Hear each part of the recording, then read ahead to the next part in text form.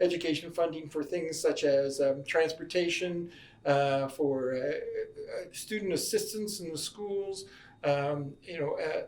extended programming in the schools for trying to reduce class sizes. Those kind of things are all good. But the reasons why corporations choose to go places is whether or not they can make money there, not how much taxes they're going to pay on the money they make. When the economy goes down, a lot of people lose their jobs, and that's devastating to people. And I think it's very important that a government then do things to encourage jobs until the private sector can come back in again. And that's what we were doing. We were building schools, for example, in the 4 years that we were in government, we built about 240 schools. They've only projected to build somewhere between 9 and 11 schools during their 4 years. I mean, it's a total drop-off. Think of all the carpenters. Think of all of the electricians. Think of all of the roofers. Good afternoon, ladies and gentlemen. This is Indranil Chaudhury welcoming you from Star Canada TV. We have our special guest, MLA Richard Feehan from Edmonton-Rutherford. We are going to talk today about the budget. The budget was released just about few hours ago, about 24 hours ago, by the provincial government of Alberta, and we will get some immediate reaction from MLA Richard Feehan. So, sir, welcome to you in our Star Canada studio. Yeah, I appreciate the chance to be here again. Yeah, and we are looking forward to your comment. Great. Yeah, it's going to go to thousands of people. Yeah. And this will be the first reaction to. We will be interviewing about 10 people, one after the other. Great. A few of them community leaders, a few of them politicians. Sure. But you are the first person to be I'm interviewed here. happy to be the first. I've got lots to say today. Thank you very much. Yeah. So, how was the budget in a nutshell? We can give a quick rundown, and then we will break it into a few parts. Well, I guess overall, I just have to say it's very disappointing. And it's disappointing for a number of reasons. One is that if you read through the budget, they're clearly not trying to build anything. They're not creating community. They're not helping people to establish things. They're really heavily focused on cutting. And that's what happened in the budget yesterday. We see cuts to pretty much all the major areas of portfolios, such as healthcare, or education, advanced education, Indigenous relations, which was my old ministry, and so on. I can kind of go through the list, and there's basically cuts everywhere. Now, they will tell you that they aren't cuts, but I want to assure you they are. Now, because they do a number of tricks in budgeting, as you can. And one of the things they do is they make sure that one of the lines in this budget is exactly the same as it was in the last budget. And they say, see, we've kept exactly the same in education. But what they're not telling you when they do that is that we fund education, for example, in 4 different ways. And the general core funding has remained exactly the same. But what they've done is eliminated the other 3 completely. So they'll often say, no, we've kept the funding for education exactly the same. But what they've taken away is the education funding for things such as transportation, for student assistance in the schools, extended programming in the schools for trying to reduce class sizes. Those kind of things are all gone. And the same thing, a lot of that happened originally, of course, in the fall budget, but it all happened again yesterday, that they continue to say they're only making small cuts. But if I go through all the ministries, the cuts are massive, especially something like healthcare. It looks like it's the same. But with population growth and inflation, the amount of money that is allocated is about $450 million less than it should be, just to keep up with the new people who come to town or the new babies that are born. So it is a cut. It still means the hospitals, who of course have increasing costs every single day because of inflation, whether it happens to be staffing or it happens to be supplies or machinery, their costs go up. So if they get the same number of dollars this year they got last year, they have to fire somebody. And of course, there is some kind of inflation too, which is not built into it. That's right. Yeah, okay. Exactly. Yeah. And so that's the big disappointment. But the other thing there's 2 other things that really bother me. I've got lots to say, sorry. But 2 other things that really bother me. One of them is that I don't like the way they're playing with the numbers. I don't like the way that they're not being transparent. At least back in the day when Ralph Klein did the cuts, he stood up and said, I'm making cuts, and here are the cuts, and you kind of own them. He said, I believe these are necessary, so I'm doing them. Yeah. But we don't see this government doing it. They're pretending they're not cutting.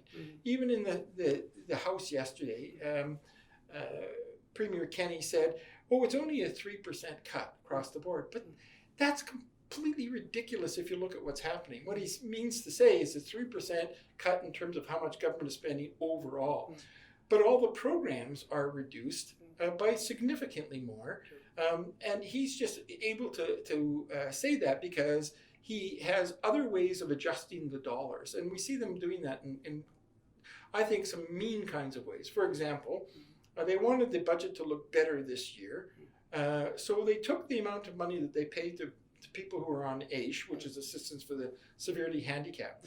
And normally it is booked in and paid out 2 days before the beginning of the month, so that you get your check, maybe on the 28th or 29th, and then you can use those 2 days to pay your rent, your electricity bill, and all those kinds of things, so that you're not behind. True. But they moved that all so that it actually came out on the 1st instead of on the 28th. Now they say, well, that's the day your bills are due, so it's fine if you get it that day. But the only reason why they did that is because if they move it those 2 days, 1 month. 1 month moves into next year's budget and out of this year's budget. So it makes this year's budget look a few $1 million better than it really is. Absolutely. But meanwhile, they've really messed up the life of people who are on AISH. They have really made it very difficult for people, often who have mobility problems because they're in a wheelchair or something. That's why they're on assistance for the severely handicapped. And getting out the door to pay your bills or to do the other kinds of things is very difficult for some of them. And so what we saw yesterday, I think, was really problematic. They're cutting all the services that we need.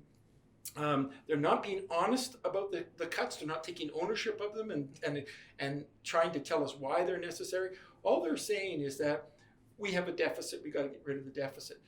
But that's the last thing I really wanted to address, because they are telling us that there's a problem with the deficit, but their budget, even with all of these cuts, is almost $1 billion more than the budget we had proposed with no cuts at all. And so they're actually increasing the deficit. They're not decreasing the deficit.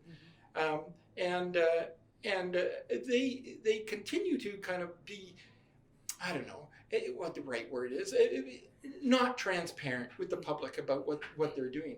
The reason why they have a higher deficit than we would have had if we were government is that they have given away a lot of the income. So they had a $4.7 billion giveaway to large corporations, and those large corporations have taken those dollars and invested those same dollars in other parts of the world, because of course they can. This is bad economics. I was reading a book recently by the Nobel Prize winning Indian economist Banerjee. I don't know if you know what. Recently, he got the Nobel Prize. I mean, the latest Nobel Prize winner. Exactly. Yeah. So I thought, well, if you win a Nobel Prize, you must have something to say. Course, yeah. So I picked up his book, Good Economics for Hard Times. Yeah. And I read it, and he was very clear in his books that there is no economic evidence that reducing taxes to rich corporations increases the number of jobs. He said what really increases the number of jobs is having people who have money to pay their bills. And that means that you should put money in the hands of everyday folks, who go out and they go to restaurants and they buy a house, or they find a place to rent. They go to the bookstore and they do all those local kinds of things. And that's where we get an uplift in the economy. So, I don't think there's any economic support for their position. We certainly have debt, but the NDP had a plan for when we would bring that debt to zero debt or to zero deficit for the year. And our plan is just as good as their plan, but we had no cuts. And our plan, for 4 years in a row when we were in government, we were able to not only meet the goal that we had set for ourselves, but we beat that goal. We were under the amount of debt that we originally had established, because we were very careful about where we put our money. And so that's the thing I think is really important for us to remember right now, is that the very basis for their argument to why we need to do these cuts is false. As I said, economist Banerjee won the prize for economics, has said very clearly, you can maintain some debt and you can pay it down responsibly, which we were, and you do not need to have cuts on all the services to all the people. No, I completely agree that if zero deficit budget is the most important priority, then the other countries which are doing so very well would not be doing it. You have to have a balance for sure. Mm-hmm. Yeah. Well, because if you think about what makes your life good, is it's an opportunity to do the things that are important to you, to make sure you have a place to live, to feed your family, of course, but also to engage in the community, to go to temple or to go to your synagogue or to go to a movie or to go out and have dinner. Sure. All of those things are really important, and they have really decided that there's only one priority, and that one priority is cutting the deficit. But you know what? People understand that that's not how you live your life. When I get my check at the end of the month, I don't say, okay, we're not going to eat until all the bills are paid. That's true. I say, look, we're going to put some money aside for our food, and we do that well, and we might go out to a restaurant occasionally during the month. We're going to pay many of our bills as we possibly can, but certain ones like our mortgage, I don't expect to pay it all off today. I know it's going to take me years to pay my mortgage, and that's okay. Absolutely. But one thing which I would like to disagree with over here, that to make Alberta a destination, economic destination of choice, it is a good move to reduce the corporate taxes, and especially to invite them, because Alberta used to be a destination, of chosen destination. And what it was told in the budget, that now we are among the best in Canada, but in a year's time we could become among the best in North America. So what is your comment on that? Well, the very point of for example, economist Banerjee is that doesn't actually work. Okay. That the reasons why corporations choose to go places is whether or not they can make money there, not how much taxes they're going to pay on the money they make. Okay. Now that's been talked about by a number of people over the last number of days, because corporations around the world are always saying, where can I go and make sure that I have a good chance that I'll earn some profit? Yeah. If I earn some profit, I'm prepared to give some of that back in taxes. There's no evidence that if you have the lowest taxes that you're attracting a lot more investment. That's a mythology that is constantly reproduced. They say, well, if we go to the lowest possible taxes, then people will come here. But I just don't think that there's any evidence that that's actually true. I know that Warren Buffett, one of the most famous, philanthropist, yes, and he's made a lot of money in this world. He's one of the richest men in America. Has said very clearly when he was asked about it this year, is that he does not ever look at the tax rate when he makes a decision where to go, because he's a long-term thinker. He buys a business he knows will be productive at various tax rates, because he knows that can change. And so he buys a business that he knows is productive. And in fact, he's invested in Alberta. I don't know if you know that. No, I do not. He recently was part of investment in one of the wind farms that we got a contract for as a result of our renewable energy program when we were in government. Well, I see. Very good to know. Yeah. Now, one more important thing you were talking about, the debits and credits, how we are trying to balance the budget. But it is even with those cuts, the figures may not turn out to be true. Because I got this small booklet yesterday. The budget doesn't talk about any numbers. No. When I studied a little bit deeper, I found out that the estimated oil price has been taken to $65. Or, I think it's 52 right now. Yeah, it is 47. I mean that the budget had it set at 52. 62. Right? There's a gap of about between $15 to $18 between the price today and what is estimated to be. So what is your comment on that? Well, that's why I say I don't think they're being really transparent and honest with the numbers that they're using. They're pretending that they're going to get a lot more oil royalties than they're going to get. As you say, there is a up to $15 gap between what they're predicting and what everybody else is predicting. If you think that oil is suddenly going to go all the way up to even, well, they would need it to go to 70, 75 in order to balance out the low rate that it is right now to get the average that they're talking about. That means for the dishonest. deficit, that means it will be whatever the projected deficit is going to be more than that. Oh, absolutely. There's no question that their deficit will be more unless they employ more cuts.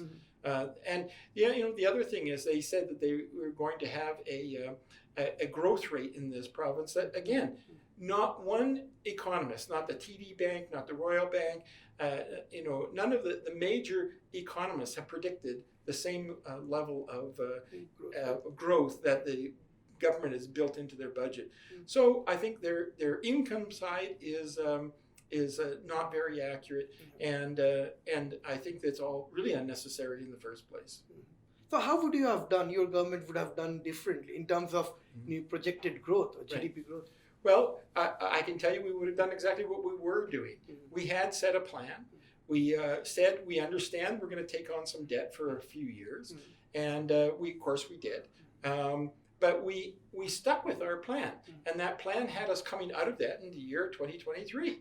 And we would have been on that same plan today. We would be on the same course to being out of our deficit, in the year 2023. And we can demonstrate, we can say that we would have done it because we did it for 4 years. We actually showed people here, we said, here's what the deficit would be. And we not only met our target, but we exceeded our target almost every single year. Excellent. And again, there was an example of course, a federal example that Canada is the best among the G7 in terms of debt to GDP. Yeah. And that is the reason probably you can take in a little bit more debt at this point. That's right. To boost the infrastructure, and then slowly you can. And most importantly is that Alberta is actually the best debt to GDP ratio of every province and the federal government. So we're better than the federal government. We're better than every other single province. We could afford to take on a little debt. Now, I'm not somebody who likes to carry debt unnecessarily, but when the economy goes down, a lot of people lose their jobs, and that's devastating to people. And I think it's very important that a government then do things to encourage jobs until the private sector can come back in again. And that's what we were doing. We were building schools, for example. In the 4 years that we were in government, we built about 240 schools. They've only projected to build somewhere between 9 and 11 schools during their 4 years. I mean, it's a total drop-off. Think of all the carpenters. Think of all of the electricians. Think of all of the roofers who don't have work now because those schools aren't being built. And then, of course, once they are built, think of all the teachers, think of all the janitors, think of all the administrators that aren't being hired. We were making sure people were employed because the economy was shedding jobs. So we were making sure that there were jobs for people to take up. They're doing two things. One is they're not supporting those people in the private sector, like the electricians and carpenters, and they're firing people from the public service. They said 1,400 people will lose their jobs this year. Those are people who are not going to your restaurant. Those are people who are not going to your store to buy clothes. Those are people who are not doing any of those things in the local community because they don't have a job anymore. Now, Mr. Feehan, it was yesterday, it was billed to be a job creation budget. And people on the other hand are going to lose so many jobs. So the jobs which are under the government's control, that's being shed. At the same time, you call it a job creation budget. So what is your comment on that? Well, they came into government because they promised they were going to be able to help create jobs in this society. And I want you to know that since the time they came into government, that this province has shed over 50,000 jobs. 50,000? 50,000 jobs have been lost, and largely in the private sector. And now they are going to add on to that losses in the public sector as well, which is devastating because many of the people, of course, who lost jobs in the private sector, the only reason they survived is because their husband or wife was working in the public sector and they had an income to go back to. True. If you lost your job in the oil field but your wife was a nurse, or if you lost your job in the oil field and your husband was a teacher, then you were able to say, okay, we'll survive until we find more work. But now they're going to lose both those jobs, and that's going to be devastating for a lot of families. And as I have said before, the evidence does not support that giving lower taxes to large corporations, it actually creates jobs. Now remember, when I say large corporations, we're not talking about your average business around town. That local restaurant you like to go to, or the local clothing store you go to, they're not a large business. If they don't have over 100 employees, they're not considered a large business. So they're not getting the advantage from this here. True. Now, when we were government, we decided it was those smaller businesses that needed a break. And so we reduced the income taxes from 3% to 2% for all of the small businesses, because those are the people who really create the jobs. There are many more people who are employed by local businesses than there are by big businesses in the province of Alberta. That's who needs the support. That's who we gave the support to. And we used the carbon levy dollars to do that, you know? And so that's partly what the carbon levy did. The carbon levy took 100% of that money and was recycled back into the community. We didn't use any of that money for general revenue of government services. We used that money to help get us off coal so our air would be cleaner, because it was a big health crisis. We had lots of doctors, public health doctors, telling us coal is very bad for us. And so that decision was made for our health. And we used it to help small businesses, and we used it to help build a new economy. One of the things this government did not do is they did not create any special taxes to help grow the industries we know could grow in this province. So they've killed this program called Alberta Innovates. They've reduced it by about a third. I shouldn't say they've killed it, but they've reduced it dramatically. More than 100 people have lost their jobs. So one third have been shaved out. A third of the program. And the whole point of Alberta Innovates was to help us diversify the economy, to get high tech, to get agricultural, secondary agriculture things going on. We had a tax credit, for example, for the film industry. They don't have that. They've eliminated that. We had a tax credit for tech industries, computer industries that were building. If they expanded and they hired more people, they could get a reduction in their taxes. That's all gone. They've taken the money away from Alberta Innovates, which means secondary agriculture, turning grains into food products and so on. That we're losing a lot of that as well.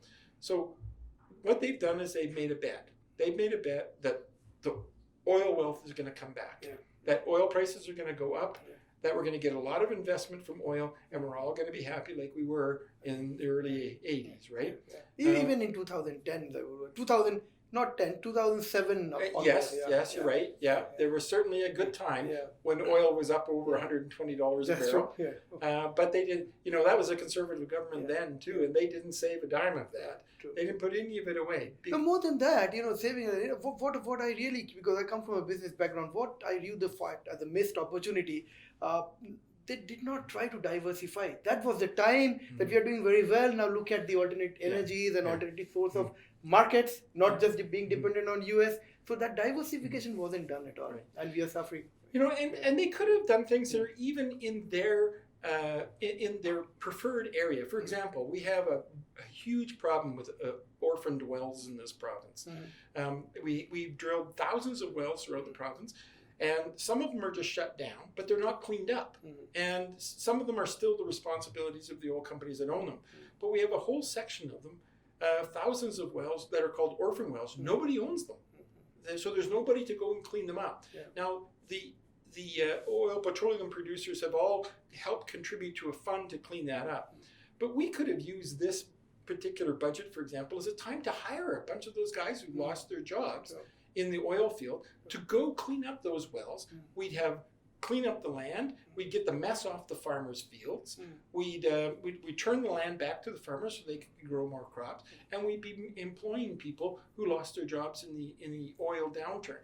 But they didn't do any of that. That's what I'm saying. They're not building anything. I don't see any program that says, look, we're concerned about you, so we're going to do this just to make sure you have work, or that we make Alberta a better place to live, or that we help in our transition. Alberta will always be a strong energy province because we will continue to have oil and gas as at least part of our economy. But we also have some of the best wind and solar and geothermal resources in the country in this province. And if we started building those, we could still be number one in energy. We would just be number one in every kind of energy. But they didn't put any money into any of that. No money for solar, no money for wind, and no money for geothermal, all of which could have been done. We were talking about the government prior to your government, and we talked about coal right now. But as much as I remember that even the Jim Prentice government, he was very, very sure to phase out coal. In fact, he was, buying out the phase out date even prior to the set date. So your comments on that. So they did some work on phasing out coal, I believe. Well, they were mostly allowing the coal system to run its course. They certainly were shutting down some of the coal plants, but only when they came to their natural end. And they were not sort of encouraging any building new coal plants, rather encouraging the transition to natural gas plants. The difference was when we came in, we used part of the carbon levy dollars to actually finance that, to go into the coal plants, like Genesee and places like that, and to say to them, okay, we don't want you to use coal, but we will provide these carbon levy dollars in order for you to convert the engines that produce the energy from coal to natural gas. And what the employment loss? There was a plan for rehiring them in some of the fields? Well, what we also did is we set up a coal transition fund, and the purpose of that was we know that once it moved from coal to natural gas, they would have a fewer number of employees because the gas plants run much more smoothly. You don't have to transport physical objects and burn them and so on. And so we provided some money to retrain people who worked in the coal industry to find other kinds of work and so on. But that's all gone now too. So all of those people are still going to lose their jobs because those plants are still converting away from coal, but now there's no transitional dollars to help the actual employees. So it's the employees who lose out on this one.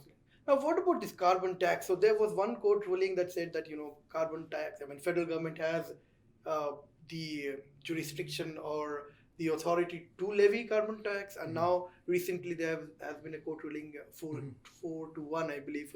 That's right. They said it is, provincial government is not the children of the federal government, so they are not the parent federal government to implement it. So now where we stand now, is the next step is going to the Supreme Court? Or well, it already was going to the Supreme Court. The Alberta case is a little bit behind the other ones.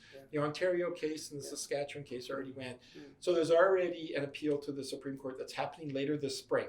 But they will certainly use the judgment from the Alberta case. Now, in both, and also the Ontario case, I believe, because the judgments are different judgments. Both the Ontario and Saskatchewan judgment was that the federal government had jurisdiction. Only Alberta's court said that they don't have jurisdiction. And in all three cases, it was mixed. Some judges were on one side and some on the other. It just happened to be the majority was on the federal government side in the other two provinces, and the majority in this province. So really, it needs to go to the Supreme Court, and they will make an ultimate decision. They'll decide. But in many ways, it's not the important issue, is it? It doesn't matter if it's federal. Is it not important issue because at least your team started it, and now you wouldn't like to see it completely gone. So it is an important issue. Well, the reason why I say in some ways it's not the important issue is because the issue doesn't need to be so much whether it's a federal government or a provincial government that takes care of the environment. The real important issue is taking care of the environment. Like, why, even if you think as a province, hey, we should be the ones to have jurisdiction here. Well, that's fine. We as a government, when we were in the provincial legislature, we said we did take ownership. We said we're going to do this, and we built a great environmental plan called the Climate Leadership Plan, right? And if this provincial government had simply done that, had simply gone ahead and actually developed a plan and started to plan for the transition that's going to inevitably happen in our world, because everybody's reducing their carbon around the world. Everybody. You have to. There's no other choice. Exactly. And if they were thoughtful about what does that mean to our economy, then they would have developed a plan right away. Now, we had a recent example, of course, of tech industries having made an application for a new mine, bitumen mine, up in the Fort McMurray area generally, and they were waiting for approval. But the week before the federal government was supposed to make their decision on the approval, Teck withdrew its application. And of course, Premier Kenney blamed it on the federal government, said it's all their fault. But actually, that's not true. If you read the letter that's widely available from the president of Teck, he said the reason why they were shutting this down is because there was not in Alberta a good plan to deal with the complicated reality of environment and economy, that you can't just do one. In fact, he really laid it at the feet of Premier Kenney and said, he didn't blame Premier Kenney personally, but he certainly said the problem is we don't have a good plan for the climate, and therefore we can't get support for investors in our mine. If we had a plan like we did under the NDP, investors would feel more confident, right? And that's all he's saying. I think Kenny needs to take a lesson from what happened to Teck Mines. He has to stop yelling at people and blaming everybody else. He has to stop saying everything's Trudeau's fault. And he has to start saying, as a province, we can be grown-ups and we can be responsible for our own resources. And that means we're responsible for the pollution we create. And we're not going to go around telling all of our customers that they're dumb. We're going to say to our customers, as you're supposed to say, the customer is always right. And the customers are telling us that they want us to help clean up the environment. And we could sell more oil if we actually were seen as people who are actually reducing carbon overall. True. And the provincial government will have to work with federal government because if pipeline is the number one issue, you have to work hand in hand. That's right. It really is about cooperation. It really is about talking to everybody. It really is about trying to do two things at once. And that means trying to build the economy and also trying to transition Alberta's present economy to the future economy. I can guarantee you when our little kids who are running around in grade 1 right now are the same age as you and I, that the type of things that will employ them will be very different than the things we have right now. And what we were doing is we were planning for a transition. We understood oil and gas would always be part of it.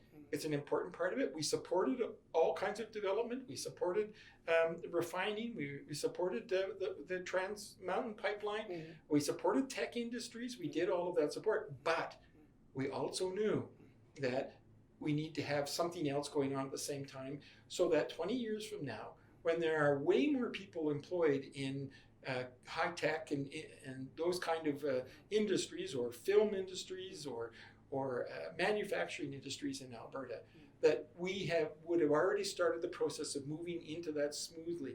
What's going to happen with the way they're doing it is we're going to run up to the day when our present economy no longer functions, but we haven't built anything new, and we're just going to drop off.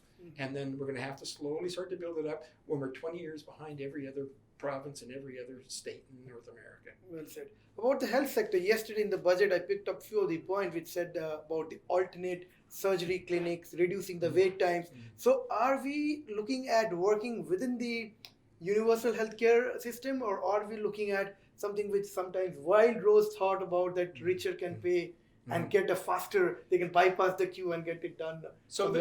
I really view this as a halfway step toward an American-style privatized system. But it's a half step. What they're doing right now is they're saying, we will pay publicly for surgeries done in a private clinic. But what that means is that all of our money will flow away from the hospitals into private clinics. They'll use those private clinics to build up their infrastructure and build their buildings and pay off their debts and so on, all using public dollars. And then once they're built and they're fully functioning, they won't need to be responsible to the public system anymore because they'll have built up everything. They can charge anybody they want. So this is a half step. This is a way of funneling money into the private sector, so the private sector will be ready to take over healthcare like in the American system down the road. They're not telling you that, but that's really where they're going. If they really wanted to reduce the number of surgeries, why don't they just simply open some of the closed operating rooms in the hospitals we have right now? Or fast track the hospitals, which is getting delayed now. We're supposed to be building a hospital in Ellerslie. Are they putting money toward building that? We don't know that yet. Right? If they were building that one and they were opening up new operating rooms, they could put all of the money.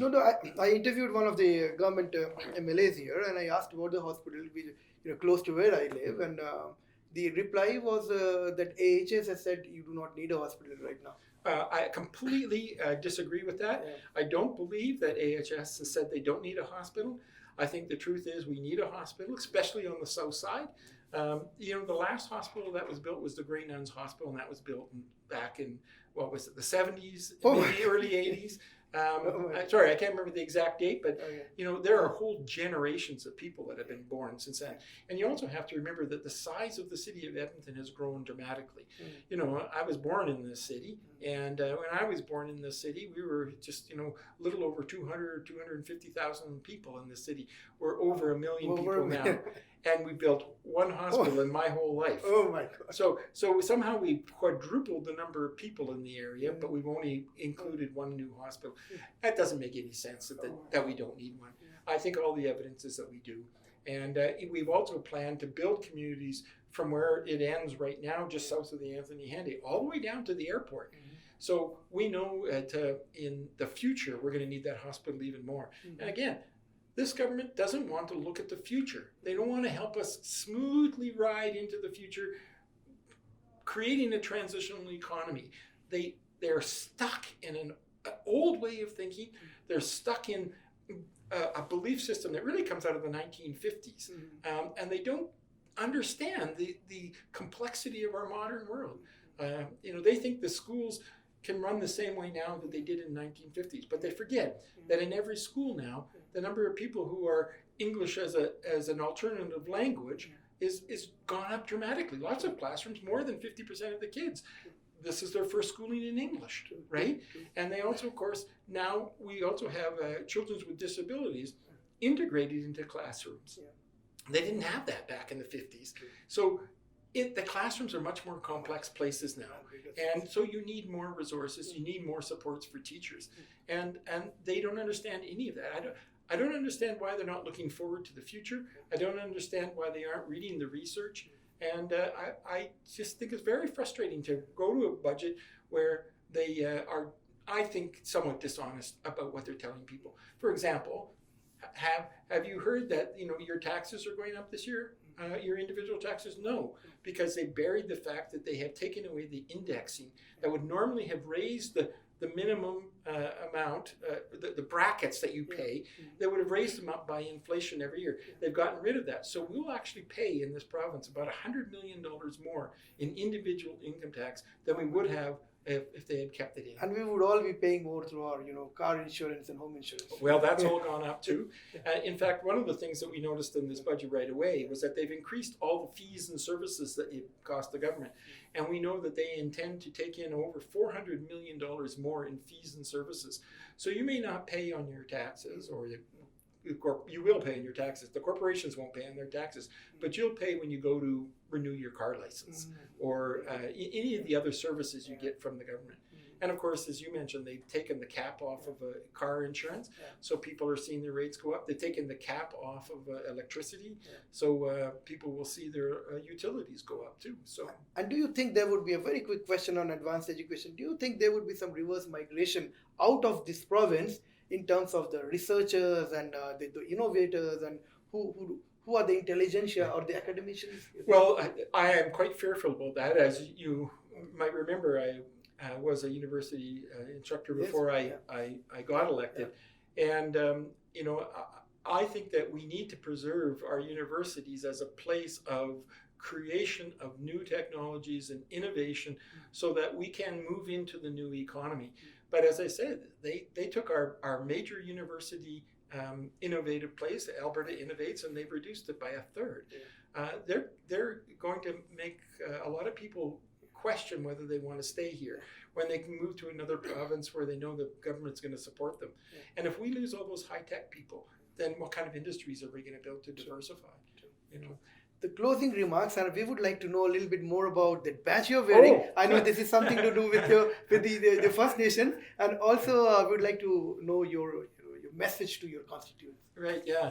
Well, this is a piece of moose hide, and it's called the Moose Hide Campaign, and it's a reminder in the Indigenous community about supporting people to not be engaged in family violence.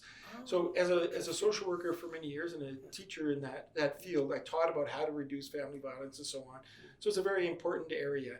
There was a campaign in the rest of Canada called the White Ribbon Campaign at one time. That was a similar, you know, you wear a ribbon to remind people that you're against family violence and that you're willing to support people to make good choices and so on. And this is just the Indigenous community's way of doing that, to help people, support them, provide them a community so they won't be engaged in family violence. Excellent. Your final message to your constituents? Well, you know, I think what's really important for the constituents to know is that we are very concerned about the well-being of the province, but not just the well-being today, which we are concerned about classrooms and healthcare and all those things we're losing right now. We're also concerned about the future. We're concerned about the transition that we're making moving forward. You know, we are going to be a very different province 20 or 30 years down the road because the world is changing, and they're going to need less oil and gas, but they're certainly going to need energy. They're certainly going to need movies, and they're certainly going to need food to eat, and they're certainly going to need other kinds of things. But are we building any of those now? I don't see us building any of them. So we need to get together. We need to give them, this government, a message that what they're doing is not okay, it's not necessary, and there is a better plan. The better plan has been laid out clearly by the NDP for many years, and we were on that plan. We were meeting our goals, and we would have been successful without any of this devastation. Thank you very much. Thank you very much. Thank you very much for being here. This is Indranil Chaudhury signing off from Star Canada TV. We had an excellent conversation with MLA Richard Feehan, who's the MLA for Edmonton-Rutherford. I would like to thank him for his presence, and any questions you have, please let us know. We will put it to his office and get you the answers. Thank you. Thank you.